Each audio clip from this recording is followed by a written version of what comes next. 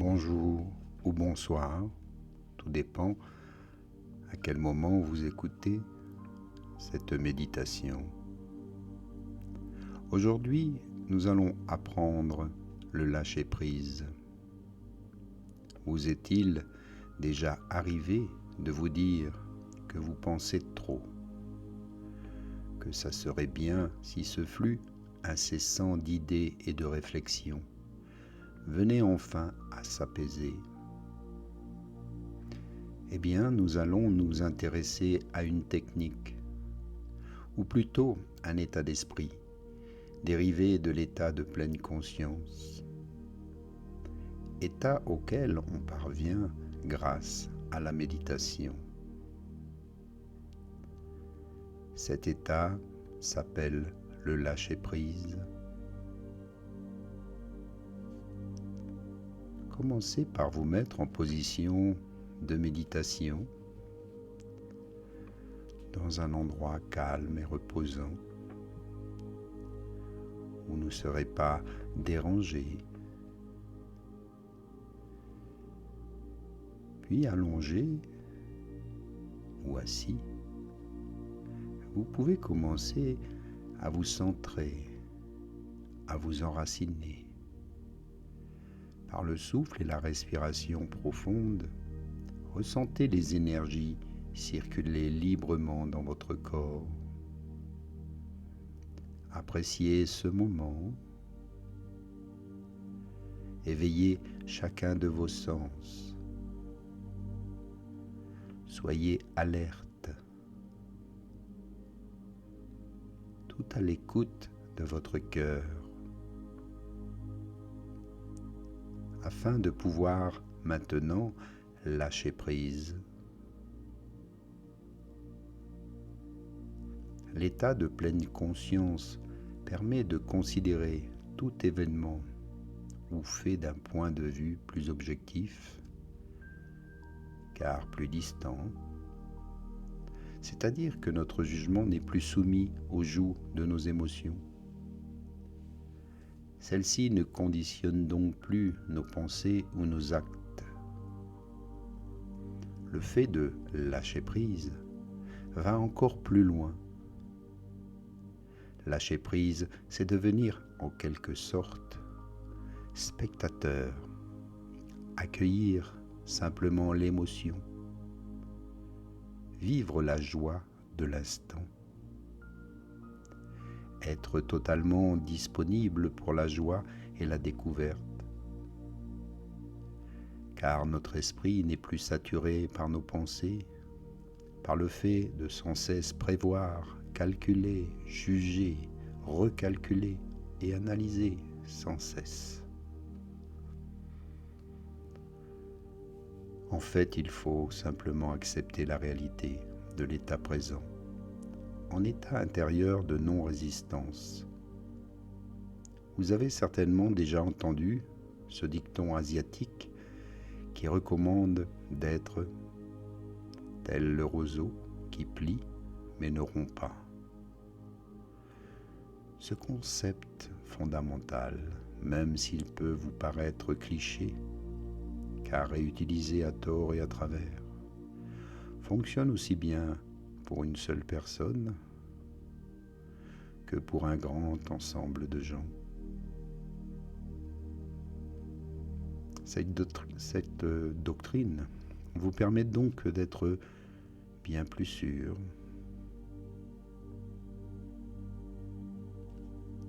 d'être plus flexible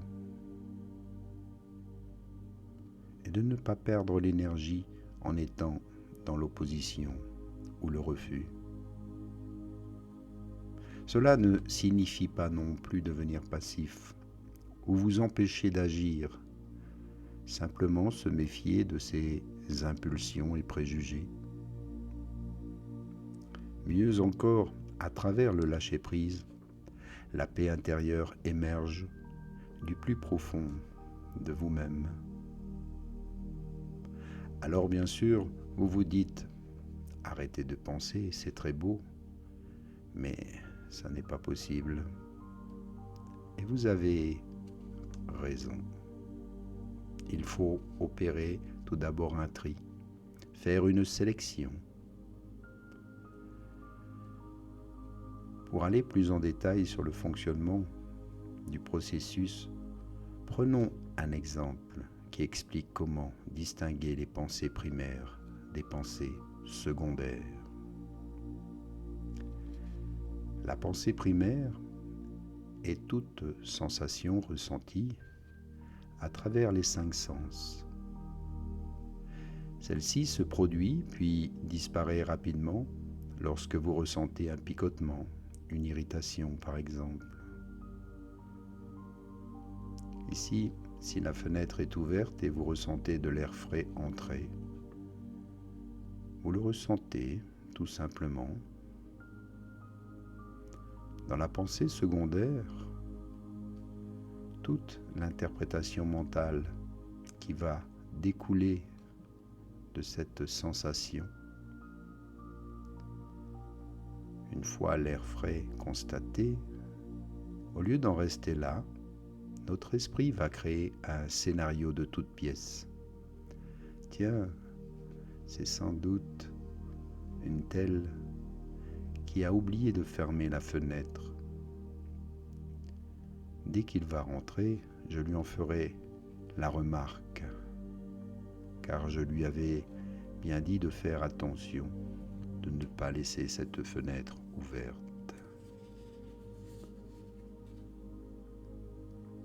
Voyez comment l'esprit fonctionne.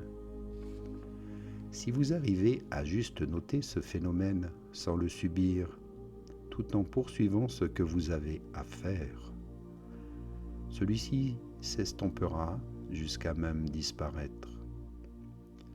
À l'inverse, si vous prenez l'événement très à cœur, vous allez réfléchir, par exemple, à toutes sortes de conséquences réelles ou imaginaires, ce qui occultera votre conscience de l'instant présent. Présent est le terme clé, car justement, à plonger sans cesse dans le passé, se revoir, le revivre ou se perdre dans le futur en imaginant ce qui pourrait arriver ou se passer, on n'est plus et même jamais dans l'instant présent. Et pourtant, vivre l'instant présent, c'est ce qui nous permet de vivre la vie, de vivre ce que la vie a à nous offrir. C'est très simple et en même temps difficile. C'est très simple car cela consiste à simplement se ficher la paix à soi-même, mais difficile car nous sommes tellement habitués, programmés à tout ce bavardage mental qu'il est dur de vivre sans le suivre. Mais maintenant que vous avez pu considérer les 2 données de l'équation, c'est à vous de choisir quelle attitude vous préférez adopter. Certaines personnes arrivent, le semble-t-il, à vivre une vie heureuse et accomplie, tout en étant toujours en train de calculer, analyser, grâce à une carapace imperméable qu'elles se sont forgées. Cela dit, elles n'ont pas le droit à l'erreur, et il leur arrive bien souvent de craquer à un moment ou à un autre. À l'inverse, il y a ceux qui pratiquent le lâcher-prise.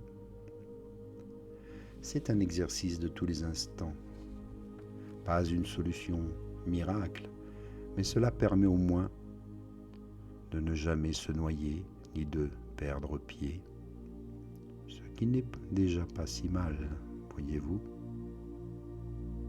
Arrivez-vous à lâcher prise? Lorsque vous avez du mal à adopter cette attitude, que faites-vous? Peut-être faut-il commencer d'arrêter de se juger.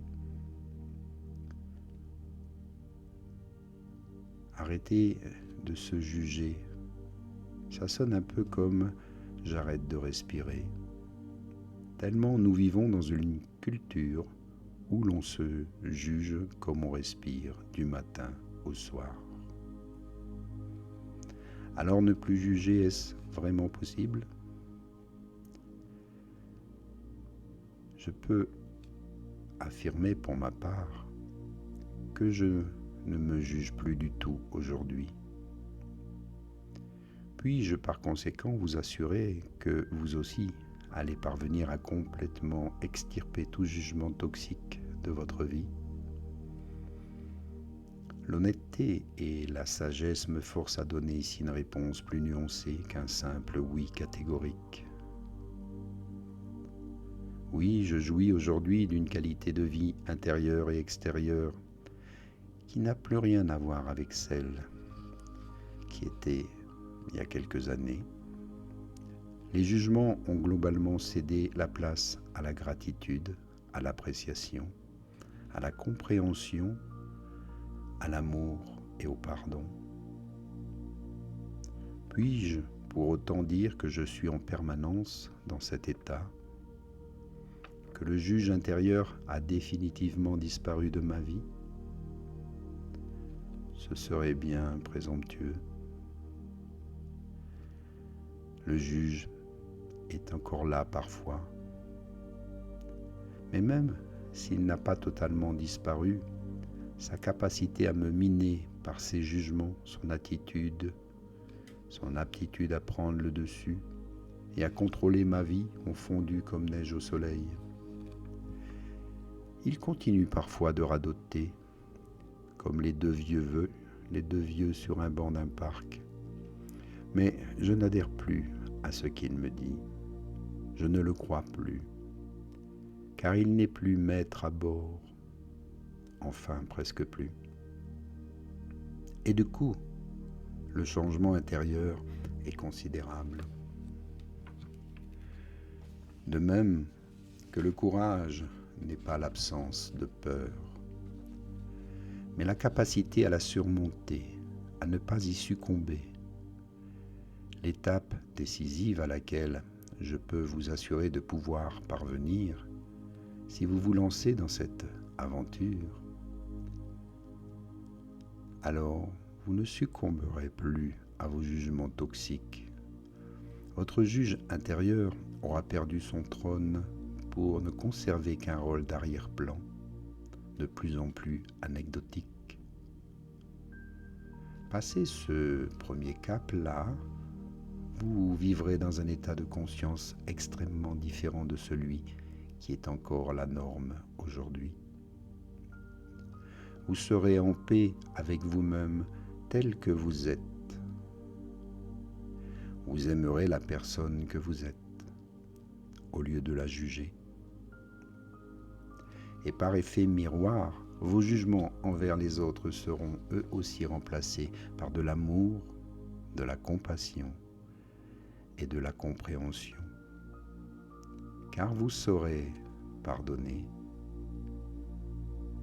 Attention, vous n'en deviendrez pas pour autant un béni oui-oui, je le précise. Ne pas juger ne veut pas dire manquer de discernement, ni quand il le faut, de fermeté. Au-delà de ce col décisif, vous pourrez ensuite, comme je m'efforce de le faire jour après jour, poursuivre votre ascension vers l'absence complète de jugement à laquelle certains disent et semblent être parvenus. Après avoir atteint le camp de base, symboliquement parlant, vous pourrez viser l'Everest.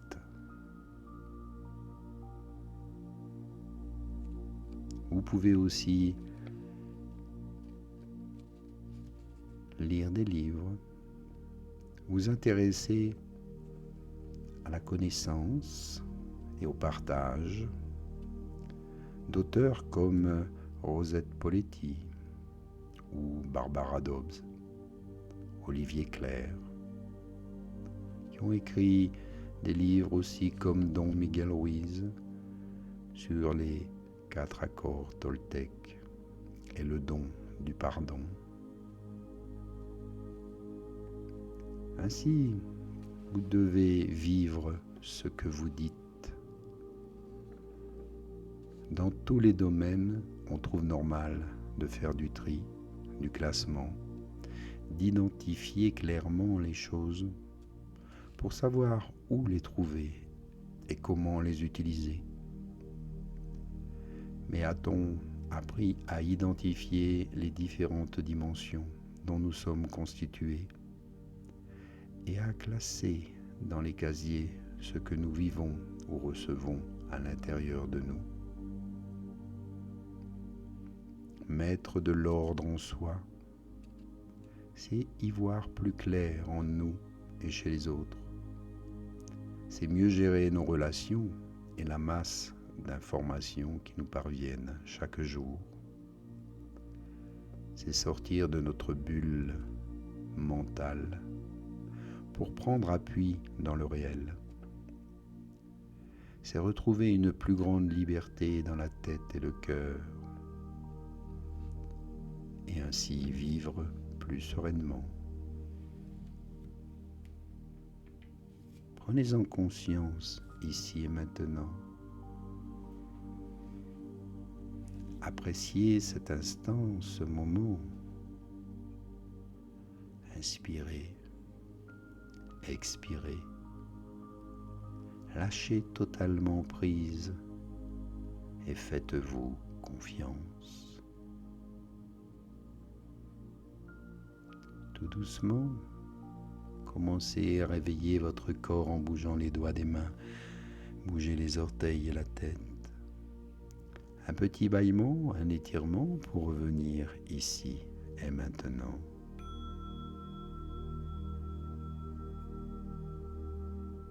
Merci pour votre écoute, pour votre méditation.